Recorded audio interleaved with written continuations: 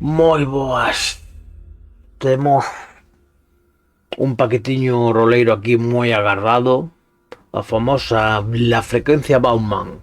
A primeira campaña publicada por The Hill Express para o seu título insignia, Ratas en las Paredes, que xa ten unha campaña publicada na Suma de Saros por mesmo autor que esta, Xavi Ugalde, pero que foi unha publicación, un mecenazgo pola súa conta. Tamén hai algunhas historias publicadas por Atosir no seu Patreon, pero esta é realmente a primeira publicación oficial de Ratas en las Paredes que lle sigue dando vida. E curiosamente por enriba do que o propio Caballa se publica, porque non ten publicado nada que desenvolva este xa manual de referencia para os mitos e o terror, non? Un sistema que bebe moito do OSR e que busca centrarse na historia e que as reglas por non sexan definitorias, non? Ou que centren un pouco a historia. E vamos a ver este manual porque foi un mecenazgo que o reventou. E algo que igual compre analizar porque o convulso mundo dos mecenazgos roleiros agora está sendo a verdade que digno de análisis, xa non vale todo e agora se tiras teñen que ter moito cuidado con o que publican. E The Hill Express aquí recibiu un espadazo moi forte que demostra que a súa afición, a xente que lle gusta os seus manuales, non diría afición, porque, bueno, afición será para máis ben un club deportivo, pero a xente que sigue e que comulga cos principios que The Hill Express mostra, que realmente son unha calidade na publicación que aquí vamos a ver que é moi importante. Non sei se eso é algo que hai moita xente que lle importe. Algún sí que nos interesa que os manuais non sexan solo un texto para axudarnos a xogar, sino que sea algo digno de ter, que tamén, se non somos quen de ter un texto que sea atraínte, que nos xenere unha aventura interesante, pois que importa que sea moi bonito, non?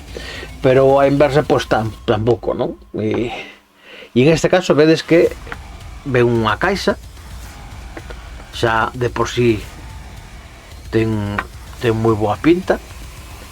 O seu precio 50 euros para ser unha caixa dunha aventura, pero bueno, pues vendo que os prezos que andan por agora por aí en Mezalgo foi menos. Aquí ten un adhesivo, un imán, ves como sona? Non sei se aquí sona ben. Se abre, xa nos sirve tamén como referencia ás súas capas. Ten unha cinta para poder sacar ben o manual, e isto xa é un uso, verdad que eu nunca o mirei. máis texto, non sei se será moi spoiler, por se acaso non o miredes. Este é en sí o aventura, se podía haber sacado así, simplemente, tamén co súa punto de lectura de tela, que isto xa estaría moi ben, así solo 29,95. Pero aquí temos axudas de xogo, 1, 2, 3,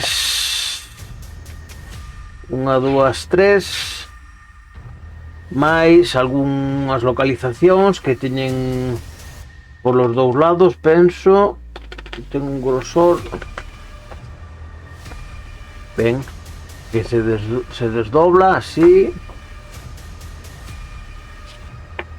1, 2, 3, 4, 5 máis planos. 1, 2, 3, 4 máis axudas de xogo, e se me cae todo xa.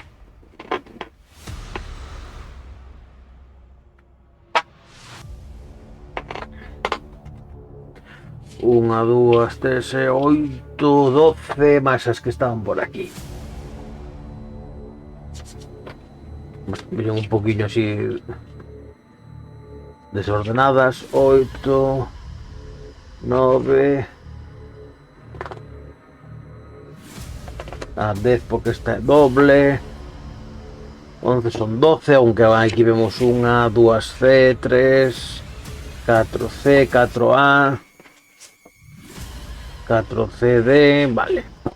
Pues todas separadas, os seus planos tamén, nun tamaño A5 para... A5 creo, non? Si. Sí. Podemos guardalas aquí e se queremos sacalas, pues, a veces.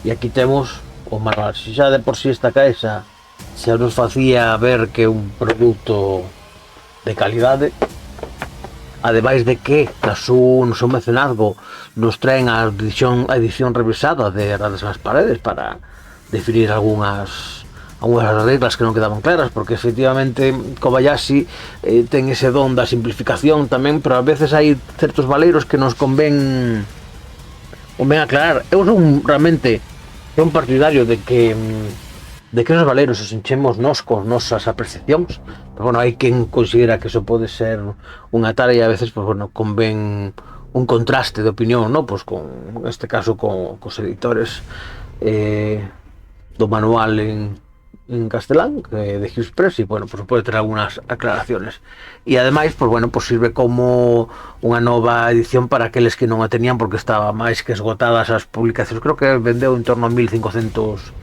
Ratas nas Paredes e agora pues foron, non sei, foron 500 ou 600 máis, non?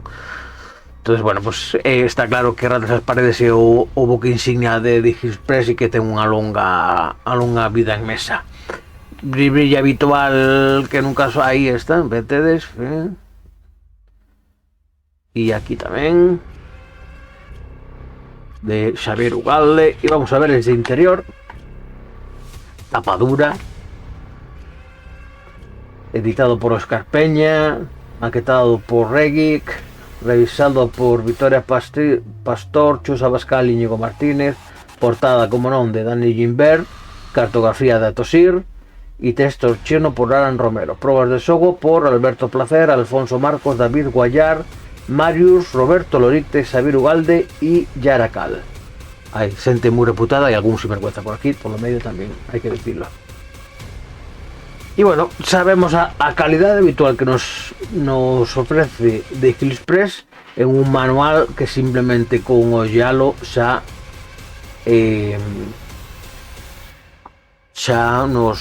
nos cae a baba, non?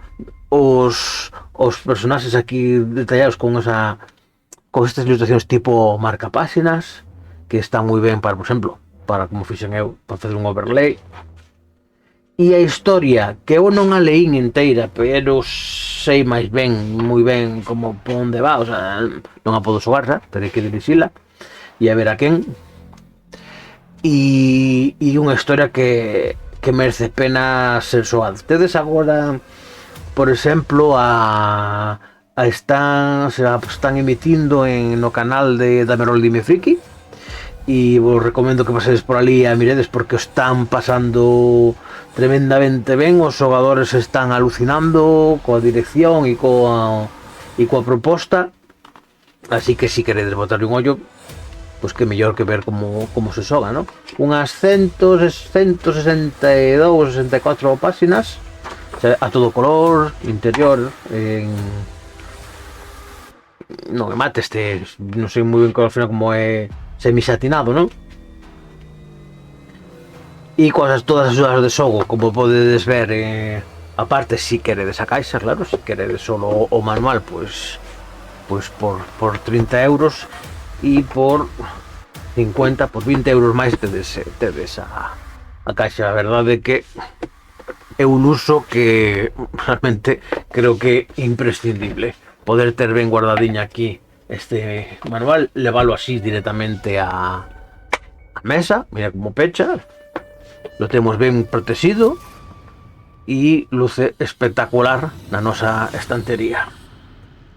O gallá que de Express siga por esta línea, colaborando con grandes autores como Xavier Ugalde, como Daniel Gimbert con as súas ilustracións, e lle dé a vida a eses manuais que al final son de referencia, non? Aquí sabemos que o mercado roleiro funciona mayoritariamente, ¿no? Por quinta edición Cthulhu, Ratas nas Paredes abriu ese oco que parece que non había para un sistema máis lixeiro que se centrase na propia historia, e pois a afición abrazou con entusiasmo todas as aventuras que se desbloquearon no mecenazgo anterior de Ratas en las Paredes. Xa lle deu unha vida bastante extensa, ou de feito poucas dirixín desas, e máis que me quedan. E temos a Sombra de Saros, agora temos a Frecuencia Bauma, todas as aventuras de Héctor Sir. E unha das cosas que máis me gusta de Ratas nas Paredes e que o gallá que comulgaran outros sistemas, que, bueno, de feito, quinta edición é o que fixo bandeira deso, non? Que non só a editorial que publica o manual poda publicar aventuras ou campañas para ese manual en sí. Entonces, sin necesidade de que a propia editorial tenga necesidade de publicar periódicamente algo que é algo máis clásico, que nos 90 era fixo, ti comprabas un manual e sabías que cada ano te salían ao mellor 2 ou 3 suplementos, e ti os comprabas, algún era aventura, ao mellor algunos eran extensión, ¿no? Ibas comprando, ibas coleccionando, ¿no? Pues toda esa línea, e ahora eso xa é bastante máis complexo por o propio mercado en sí, por como funciona. E o sistema de, por exemplo, o Shadowlands coa publicación das seus Shadow Shots, non? O seu sistema de suscripción, que te permite ter vida máis aló das propias publicacións ou da propia viabilidade de publicar suplementos para certos manuais, permite que un manual pues tenga a súa vida. E ti, se queres dirixir Ratas nas Paredes, tes múltiples aventuras para poder dirixir máis aló do propio que publique a editorial, que agardo que siga publicando cousas como estas, aunque Bauman creo que va a ter unha vida bastante longa, e non creo que no corto plazo de Gilspress, non o sei, pero non creo que saque outro manual, outra campaña para de Gilspress en corto plazo, porque va a haber moita mesa aínda buscando oco para dirixir isto, e agardo que sea tan divertido como, por exemplo, na propia mesa de Dame Roll Dime Friki, que lo están pasando, como os digo, brutal, descubrindo o que encerra esta frecuencia, que non vou a falar máis, non vai ser que me pase, vou soltar algún spoiler, e o verdadeiramente importante de la frecuencia Batman é que non sepades o intríngules que ten esa historia, por iso non vos quero contar moito, porque o bo é descubrilo na propia mesa. Así que agardo que podades atopar mesa na Queso Galo ou que a dirixades, porque tamén será unha experiencia interesante. E se non entraches no mecenazgo, cousa rara, porque entrou prácticamente todo o mundo, tedes no vosa tenda de barrio, se non o tedes pedideo, ou na vosa tenda online, ou na web de Gilspress.